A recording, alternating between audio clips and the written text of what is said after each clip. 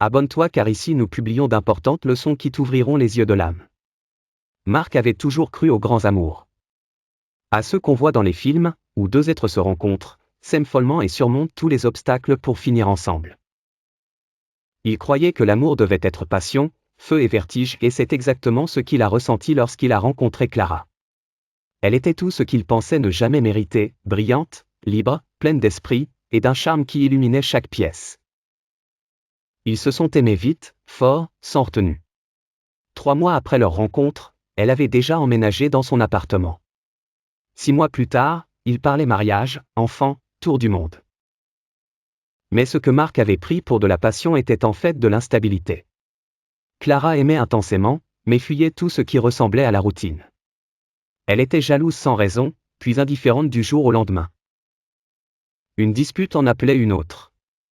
Marc se disait que c'était ça, l'amour, un combat.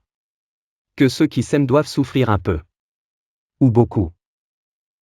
Quand Clara est partie sans prévenir, après un an de montagne russe émotionnelle, Marc s'est effondré.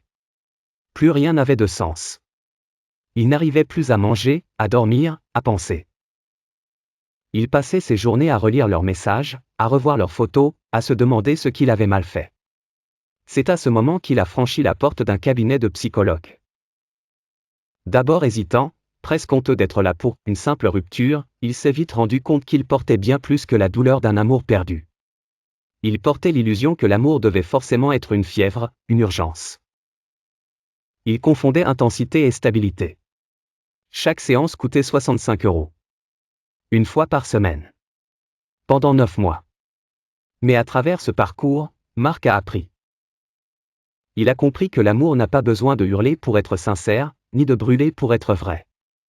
Il a appris que la paix était un sentiment beaucoup plus précieux que l'excitation constante. Que la sagesse dans l'amour n'est pas de se retenir d'aimer, mais de choisir avec qui et comment.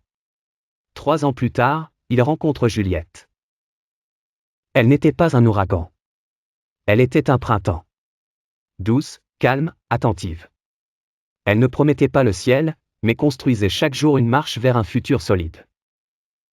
Marc, cette fois, n'a pas sauté tête la première. Il a observé, écouté, appris à dire non, à poser ses limites. Et surtout, il a aimé sagement. Leçon, l'amour ne doit pas être une lutte permanente ni une dépendance émotionnelle. Aimer sagement, ce n'est pas aimer moins, c'est aimer mieux. C'est comprendre que le vrai amour ne te fait pas perdre la tête, il t'aide à la garder. Parce que oui, le chagrin d'amour coûte cher et parfois, la thérapie est la meilleure facture que tu puisses payer pour